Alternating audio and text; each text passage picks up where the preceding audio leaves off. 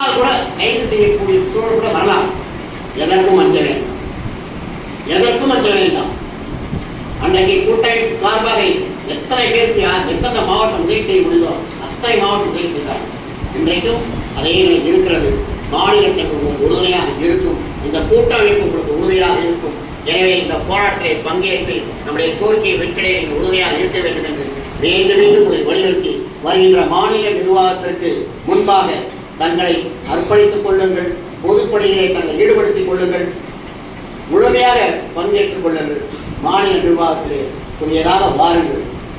எதிர்காலத்திற்கு நீங்கள் இந்த சங்கத்தை வளர்க்க உதவியாக இருங்கள் என்று சொல்லி மீண்டும் ஒருமுறை இந்த போராட்டத்திற்கு கலந்து கொண்டு இந்த போராட்டத்தின் மூலமாக 10 அம்ச கோரிக்கை வெற்றிடைய நாம் அனைவரும் ஒன்றுபடுவோம், போராடுவோம். நம் கோரிக்கை கணேசன், அகில இந்திய தலைவர், தமிழ்நாடு அரசு அலுவலக உதவியாளர் மற்றும் அடிப்படை பணியாளர் மானிய அமைச்சர். இன்றைக்கு இந்த சங்கத்தின் சார்பில்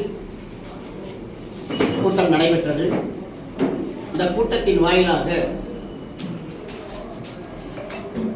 எங்களுடைய தீர்மானங்களாக புதிய ஓய்வூதிய திட்டத்தை ரத்து செய்து பழைய ஓய்வூதிய திட்டம் அமல்படுத்த வேண்டும், சரண் விடுப்பு விடுவிக்க வேண்டும்,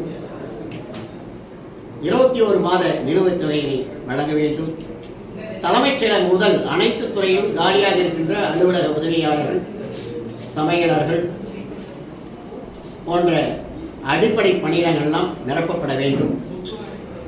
தொகுப்பூதியம், மதிப்பூதியம், தினக்கூலி, சிறப்பு காலமுறை ஊதியத்தை பணியாற்றுவர்களை நிரந்தர பணியிடத்தில் கொண்டு வர வேண்டும். 10 ஆண்டு பணி முடித்த தினக்கூலி பணியாளர்கள் ஏற்கனவே இருக்கின்ற அரசாணையின்படி பூர்த்தி செய்யப்பட வேண்டும்.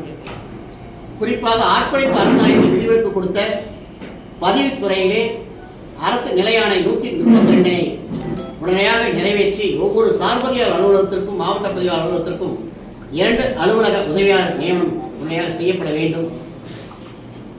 இந்த எங்களுடைய கோரிக்கை மட்டுமல்லாது 10 அம்ச கோரிக்கைகளை வலியுறுத்தி தமிழ்நாடு அனைத்து அரசு அலுவலர்கள், ஆசிரியர்கள், அனைத்து உள்ளாட்சி பணியாளர் சங்கங்கள் நடத்துகின்ற 10 அம்ச கோரிக்கைகளை வலியுறுத்தி 15/2/2024 அன்று ஒரு நாள் அடையாள வேலை நிறுத்தம்,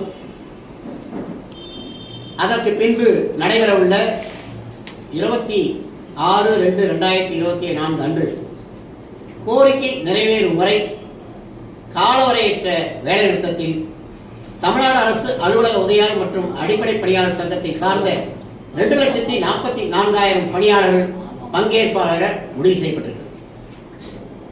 எனவே மாண்புமிகு தமிழக முதல்வர் அவர்கள் இந்த கூட்டமைப்பை உடனடியாக அழைத்து பேசி 10 அம்ச கோரிக்கைகள் நிறைவேறுவதற்கு வழிவகை செய்ய வேண்டுமாய் இந்த கூட்டத்தின் வாயிலாக வேண்டுகோள்.